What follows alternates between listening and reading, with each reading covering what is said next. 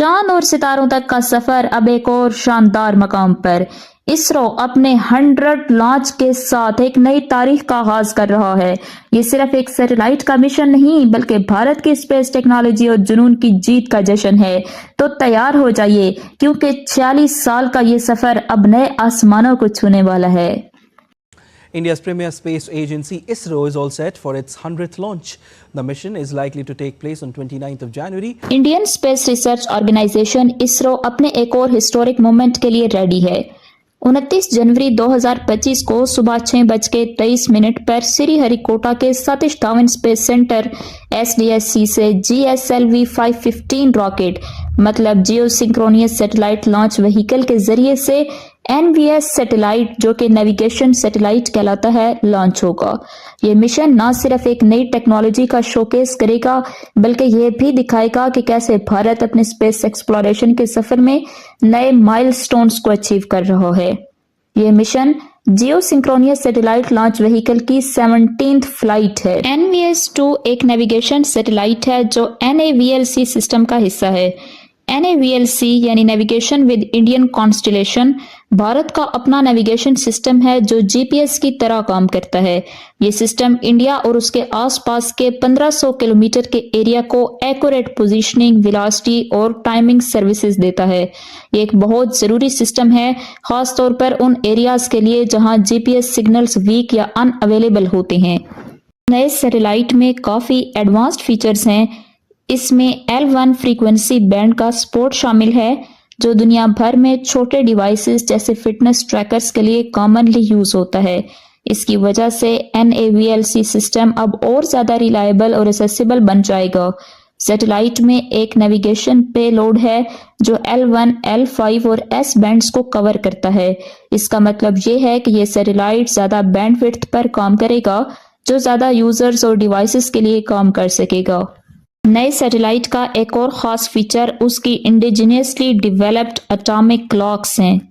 इनका मतलब ये होता है कि ये एटॉमिक क्लॉक्स भारत में ही डिजाइन और मैन्युफैक्चर की गई हैं बिना किसी फॉरेन हेल्प या टेक्नोलॉजी के। एटॉमिक क्लॉक्स दुनिया की सबसे ज्यादा एक्यूरेट क्लॉक्स होती हैं। ये किसी भी वक्त को मेजर करने के लिए एटम्स की वाइब्रेशंस का यूज करती हैं।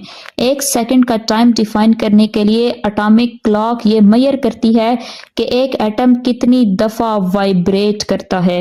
एटॉमिक क्लॉक्स एक सिग्नल के टाइम ट्रेवल को मेजर करती हैं और इसी की मदद से किसी भी ऑब्जेक्ट की एग्जैक्ट लोकेशन का पता चलता है। इस नए जनरेशन के सैटेलाइट का लाइफ स्पैन पुराने सैटेलाइट से ज्यादा यानी 12 साल तक है जो इस सिस्टम को मजीद सस्टेनेबल बनाता है। NAVLC सिस्टम की शुरुआत 2013 में NSS-1A सैटेलाइट के लॉन्च के साथ हुई थी, लेकिन कुछ टेक्निकल प्रॉब्लम्स की वजह से इस सिस्टम के सैटेलाइट्स को रिप्लेस करना पड़ा। अब नए सैटेलाइट्स पुराने इश्यूज को सॉल्व करते हुए एक एडवांस्ड और रिलायबल सिस्टम प्रोवाइड करते हैं। NVS-2 NAVLC के नए सैटेलाइट्स के सीरीज का दूसरा सैटेलाइट है और यह पुराने IRNSS-1E सैटेलाइट की जगह लेगा। ये लॉन्च इसरो के लिए एक बहुत बड़ा माइलस्टोन है।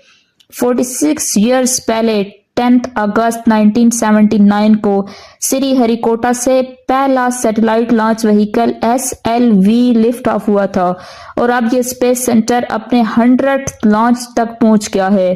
ये सिर्फ एक मिशन नहीं बल्कि एक सफर का सेलिब्रेशन है जो दिखाता है कि कैसे भारत सेल्फ रिलायंट और टेक्नोलॉजिकली एडवांस्ड बनता जा रहा है।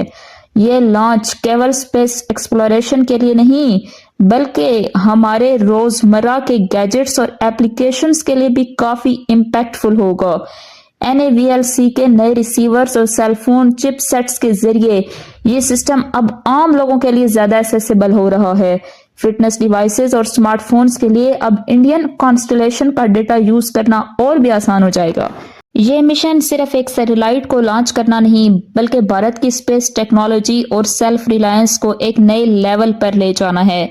तो अपने कैलेंडर्स मार्क कर लें और इस हिस्टोरिक मोमेंट के लिए रेडी हो जाएं जब भारत का अपना GSLV रॉकेट एक नए एरा की शुरुआत करेगा।